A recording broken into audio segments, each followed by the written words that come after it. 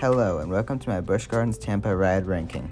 In this video I'll be going over all of the different roller coasters at Busch Gardens Tampa and ranking them in a video so you know which rides are the most important to do.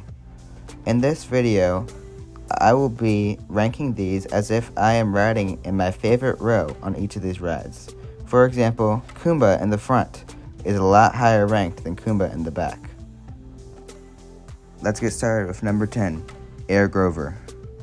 This one's pretty self-explanatory. It's a kiddie coaster. It doesn't really have anything special about it, but I'm sure it is fun for the 4-year-olds and 5-year-olds who are riding it, and it's pretty decent. Number 9. Tigress. Now, this may be shocking to some of you because this is a very high thrill ride, but the problem is it's not unique. There are several of these around the world, and it just doesn't do it for me anymore. And not just that, but the comfort collars. These are not comfortable, and they kind of ruin the ride experience. Moving on to number 8, Phoenix Rising. Phoenix Rising, when I first rode it, I did not like very much. But this ride has been starting to grow on me now. It's fun. It even has onboard audio that works. It's a pretty decent ride, but it does have a pretty strong rattle and is a very short. And that just kind of takes away from the ride experience a lot to have a brand new ride with this strong of a rattle. But either way, it's a fun ride, and give it a chance when you go to Busch Gardens. It's number 7, Scorpion. I know this is not there anymore, but I had to put it in this video just to make it a top 10, because top 9 sounds weird. Scorpion, when it was there, was a pretty fun ride. It had a single loop that was very forceful and many forceful helixes. I believe there's a triple helix at the end, which was very fun.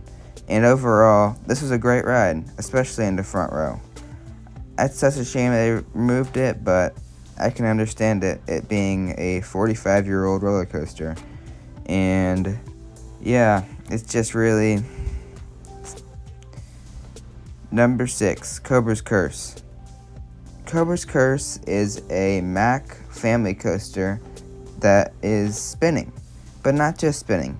It starts off going forwards, then it goes backwards, then it spins, and it has great theming. And overall, this is just a great family coaster, and a unique one being the only spinning ride at Busch Gardens Tampa. And this ride is a must ride when you go, mainly for the theming. Okay, number 5, Cheetah Hunt. I know some people may think this is low, but at one point I may have had this ride higher. But after riding it quite a few times, it's kind of gotten boring. It doesn't have too many forces, besides maybe the launch after the second launch, the first launch, but not the third launch has forces, the airtime hill after the third launch, and the inversion. Besides that, this ride is mostly filler now, but it's still a blast. But the main problem with this ride is the restraints. The restraints on this ride are intimate and hard over the shoulder restraints, and it's so unnecessary for a ride of this forces, and I really hope it gets a lap bar. If it got a lap bar, it'd be so much higher and possibly number 3. But moving on, number 4 in this ranking is SheiKra. SheiKra is another ride that has since fallen down in my rankings. It used to be number 2, but it's not anymore. Its trick with its dive drop and hanging over, it just doesn't get me anymore, and is overall just gone down my rankings. It just doesn't do much for me. It's short, but that's not to say it isn't a good ride. It has lots of airtime, and it is very fun, but sometimes it just doesn't do it for me recently. Number 3, Kumba. Now, I know this ride can seem pretty rough when you ride it, but like I said at the beginning, we're assuming we're in my favorite row on each of these rides. In the front, this ride is actually pretty smooth and very forceful. This ride, especially its zero-G roll as shown on the screen, is very forceful. This whole ride is forceful. Positive G's, and you get a lot of negative G's on that zero-G roll too. And it's a very picturesque ride, with its 2 corkscrews being arguably one of the most iconic ride photos of all time. It's been there since 1993, and is still thrilling riders to this day. Mostly, it's been closed since November now, but they have announced that they will be reopening it, and I can't wait. I might be there when it reopens for the opening day. Anyways, number 2, Montu.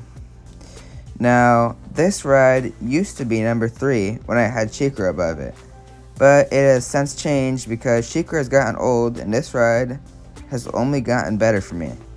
It is forceful, fast, and probably the best inverted coaster if it wasn't for Alpengeist. This ride is just a whole package. The Batwing, the loop, the zero-G roll, and at night this ride is on a whole other level. It's a must ride when you go, and almost never has a wait. Number 1. Not to anyone's surprise, it is Arangawazi. This ride is by far the best ride there, and kinda carries Busch Gardens' whole ride lineup. This ride features so many good airtime moments, and it sits at number 4 in my rankings. Only because the only complaint is it's a tad bit short. But besides it being a tad bit short, this ride is absolutely amazing. It has many inversions like the death roll and zero-G stall, mainly being the death roll, which is the one that stands out. And my favorite element on the ride, the wave turn. This wave turn is probably the best I've ever been on. You get absolutely ejected out of your seat.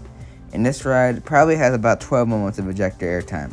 And sometimes the ride-offs don't even push down the restraint that much. And when that happens, sometimes you'll get minimum verify and go absolutely flying out of your seat. And that's when this ride is really shining. But that's it. That's my rankings at Busch Gardens. It is a very well-rounded park with really no bad coasters. Even though Tigris is number 9, it's a great ride. I'm not saying it isn't. It's just it's so hard to rank rides here because they're all good. Thanks for watching, and please like and subscribe.